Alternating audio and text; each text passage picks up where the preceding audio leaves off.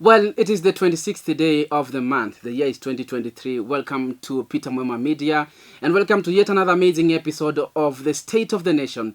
And in this amazing episode, I'm privileged to host two ladies. I'm telling you, it's going to be a ladies' show. On my immediate right is Kadhoni Mugai, who is a political commentator and former social affairs St. Paul's University Student Association. Welcome to the program, Kadhoni. Thank you. It's an honor to have you here. I'm honored to be here. All right. And on my left is Tracy Likoko. She was the vice president, a very powerful position at the University Student Association.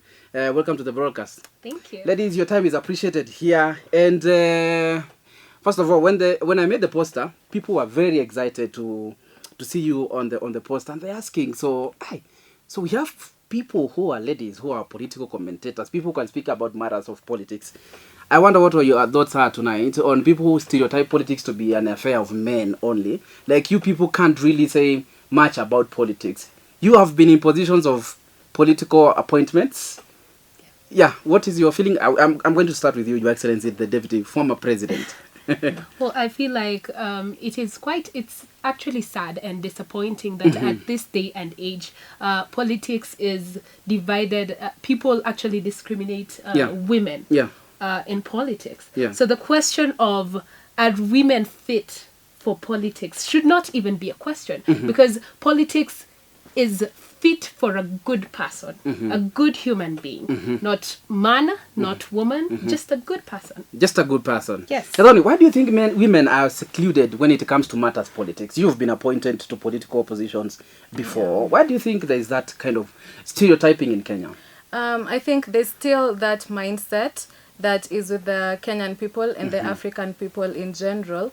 But in this age and era, honestly, people should get more used to women leaning in. More women are leaning into politics. More women are coming into active politics. And politics should not really be a question of gender. Yeah. You know, if you're competent, you're competent. Yeah, if it you're doesn't competent, matter. If you're competent, you're competent. It shouldn't be based on your gender. The same way it shouldn't also be based on your tribe or your nationality. If you're competent for a political position, you're competent. So it should not be a question of gender, really. Okay. We should really look at the qualifications of this person as a person, as a human. Yeah, and it's quite offensive, because at the end of the day, it's like asking Americans, is America fit for a black president? Wow. Right? Okay. It's weird, and it's just, if someone is competent, if someone is a good leader, if someone is responsible, then just call it president. Don't call it female president. Don't call it woman leadership. It's a president. Yeah, it's a president. Not a female president. No. Actually, and that is where I want us to begin the discussion tonight, because I asked the people, is Kenya ready for a female president? You're already, bashing the fact that I should not be using the word female president, because a president is a president. But I want to take you back into the recent August polls. We saw two very powerful positions. Let me just say two, because there were four, but basically we knew that it's going to be Raila side versus Ruto side. Yeah. Raila, who is the former prime minister, actually chose Honorable Martha Karua, who is a distinguished, vast leader of men of high standing. 100%. Exactly. And on the other side, now the sitting government, Kenya Kwanza government, chose Madira Member of Parliament, then Honorable Rigathi Gachagua, as the running mate of the two front men. What do you think transpired? Why do you think that people chose Rigathi over Honorable Martha? I'm going to start with you, Tracy, on this. I do not understand. I do not understand why people would actually pass up an opportunity to get Martha Karua as a vice president. First of all, she would be the first woman vice president in the history of the country. Yeah. She is competent, and we have seen it through her years of politics. Honorable Rigathi Gachagua, on the other, Watu wamemuita Riggy G. Riggy G. Riggy G, on the other hand, is someone who, first of all, was not in the light. He does not have a record that can back him up. And so far, not so good. So far, not so good. So far, not so good. Yes. Just hold on your thoughts on how we are as the state of the nation. What is your take on that? People chose Honorable Rigathi Gachagua over Martha Karua, a lady who has been at the court of public opinion, and she has been portrayed as this lady who is iron lady, very puritanical in nature, strict, no nonsense lady, but yet she was never given an opportunity to become deputy president.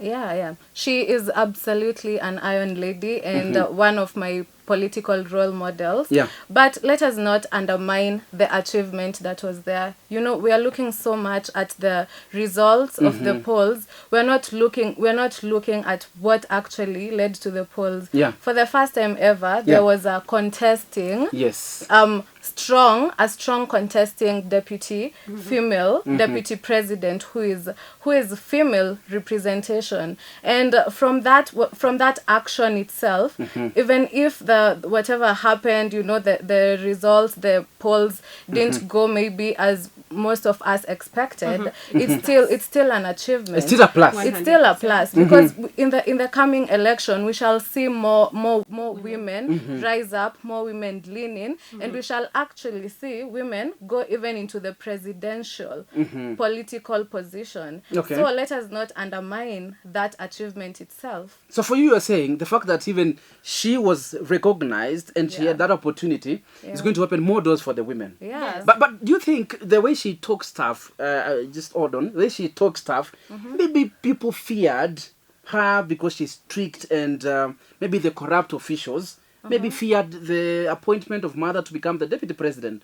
Don't you think maybe she needs to tone down a bit, and because she needs to accommodate some few people here and there? No, if anything, she should continue putting more kerosene, more petrol on the fire. She should actually be more stricter than ever, because it doesn't. It's if a man. Most men are the way she is. Most men are strict, very open about their opinions, very bold. But why do we change the narrative when it comes to a woman and start saying that she should tone down or something? If anything, she should actually add more fire to the fire. That is what should happen, actually. But Tracy, one of the major concerns in Kenya is corruption, and corruption is it's something that has eaten. Let me just put it that way. The resources of many development programs. When you look at the KEMSA, Kenya Medical Supplies Agency, now we have a recent scandal. We are not so sure. The details are yet to be scanty. Yeah.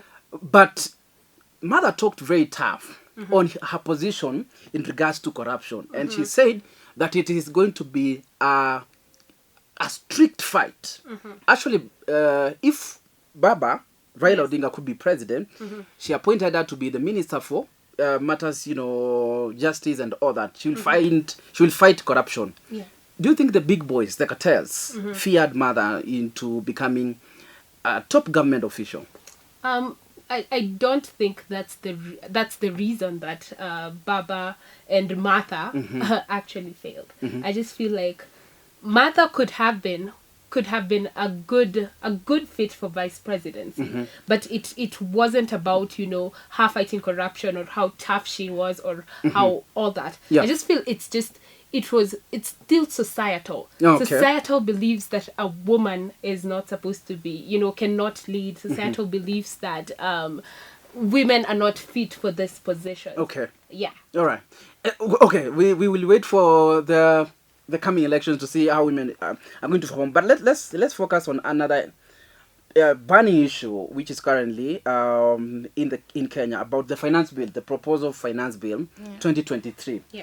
I listened to the president today speaking about the KRA offices and saying that since people have named me as Zakayo, he seems to embrace the name, we should have a tax collectors day or something like that. But as we focus on the details of the finance bill, we see increase of on commodities such as cosmetic products. You ladies, you are the people who are mostly affected. I'm not saying that men do not use these products. Be careful. Yeah, so that I'm not misquoted. Yeah. But you know, the issue of increasing the prices of commodities, taxing them, how huge is this going to affect you people who actually consume these products? As you answer that, just reflect on this. Are Kenyans being overtaxed, Gathoni? Yeah, let me start by saying the government is actually a big paradox. By saying it's a big paradox, I mean that, you see, the government presented itself as a government for the hustlers, a government for the people at the bottom, a government for the bottom-up economy. But what we see by the measures that are being brought on by the finance bill, they are oppressing even mostly the hustler, the mama mboga, and all that people. So yes, Kenyans are being overtaxed. Actually, there is a specific issue that I've seen with the cosmetic products being taxed, the 15%. Yes. It's going to affect the market in terms of sales.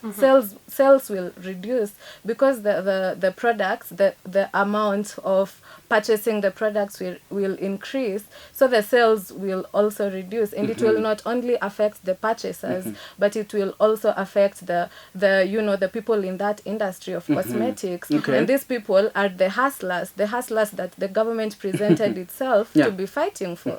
So we are asking the question, really, is the government, was the government all along, was it lying to the Kenyans? Yeah. Is the president lying to hustlers who, that was the narrative by imposing these taxes, as you reflect on the cosmetic products, and also the value-added tax of petroleum products from 8% to 16%. Actually, I remember candidly when the president was on the campaign trail, he says that how majama, these people, they don't understand the cost of increasing the tax. Yet, the government is now actually purporting, if the finance bill is proposed in Parliament and, it passes in Parliament, it proposes to add by 18% more to 16%. Is the government lying to hustlers? That's a very good question. And Peter, the same way you're asking yourself that question is the same way I'm asking myself the same question. Why? Because if you look at petroleum, already we are at a strain. Already Kenyans are straining to, purchase petroleum products and all that. But then today they have doubled. In as much as they said that they're going to try and reduce the cost and shamed the previous government for actually high petroleum prices, they have actually doubled from 8% to a staggering 16%. Okay. So if you don't call that a lie, I don't know what you'll call that. Okay. Right. So where is there hope? Because I'm looking at this finance bill that is being proposed by the president. We also say the increase of the value-added tax. We have the imposition on digital content creators, 15%. Something that, for me, I don't understand. People who are doing content now are being taxed. What is your reading on this? As we wind up on this discussion on finance bill, the people who are making online content, they are going to be affected. Honestly, the government is really, really oppressing the people at the bottom. The government in its manifesto had promised to create jobs, but we haven't seen any plans towards job creation. And to counter the lack of jobs in the country, the youth, mostly youth, have moved to content creation. And that is where they make their money to even sustain their needs, which is not even enough money. So we wonder, the government is even going after these people who are trying to even solve the issue that the government cannot solve. So by we creating wonder, their own opportunities. by going after the little money that they make. So we wonder, is the government protecting its own people or going after its own people? Honestly. All right. It's it's a puzzle, really. But I want us to focus on winding up this discussion. We're going to discuss this finance bill, and we can't exhaust it tonight. There are a lot of proposals, the housing levy, and other platforms to tax Kenyans. But I want us to finish this discussion on the area of government appointments into public service. And we have seen some appointments. First of all, from your side as ladies, are ladies given priority in government appointments? I'm going to start with you on this. I am absolutely not going to engage in that discussion again, because I feel like women are just people, and they're just leaders in general. So instead of looking at this from the direction of ladies given the chances, because I feel like this time especially it has been at least a bit of an increase. But what about we look at it from a tribal point of view? Yes. Most government offices talk of KEMSA, talk of NYS, talk of police service. All of them have a very weird ratio in terms of tribe.